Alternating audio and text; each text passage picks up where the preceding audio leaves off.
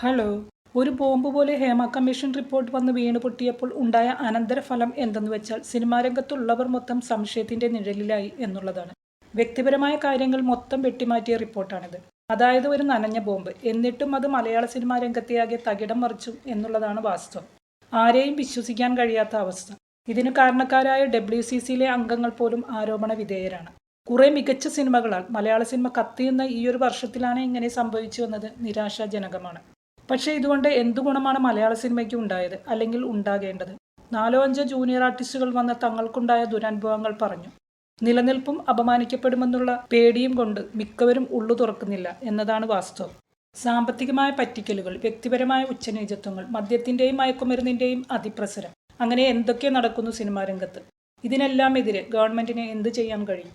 ഒരു പ്രമുഖ നടി തന്റെ കൂടെ കാറിൽ യാത്ര ചെയ്യാൻ തയ്യാറായില്ല എന്ന് അറിയപ്പെടുന്ന ഒരു നടി ഇന്റർവ്യൂയിലൂടെ പറയുന്നത് കേട്ടു.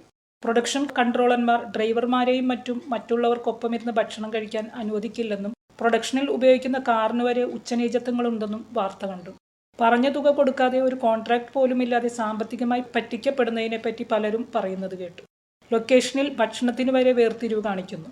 അധികാരവും സ്ഥാനമാനങ്ങളും ലഭിച്ചു കഴിയുമ്പോൾ മനുഷ്യർ മനുഷ്യത്വമില്ലാത്തവരാകുന്നു. ഇത് സിനിമാ രംഗത്തു മാത്രമല്ലല്ലോ, എല്ലാ രംഗത്തും നിലനിൽക്കുന്നു എന്നതല്ലേ സത്യം. ജൂനിയർ ആർട്ടിസ്റ്റുകൾ ഉൾപ്പെടെ സിനിമാ രംഗത്ത് പ്രവർത്തിക്കുന്ന സ്ത്രീകളുടെ സുരക്ഷയ്ക്ക് വേണ്ടിയുള്ള നിയമങ്ങൾ സിനിമാ രംഗത്ത് വരേണ്ടതുണ്ട്. വളരെ തുച്ഛമായ വേതനമാണ് ജൂനിയർ ആർട്ടിസ്റ്റുകൾക്ക് കിട്ടുന്നത്.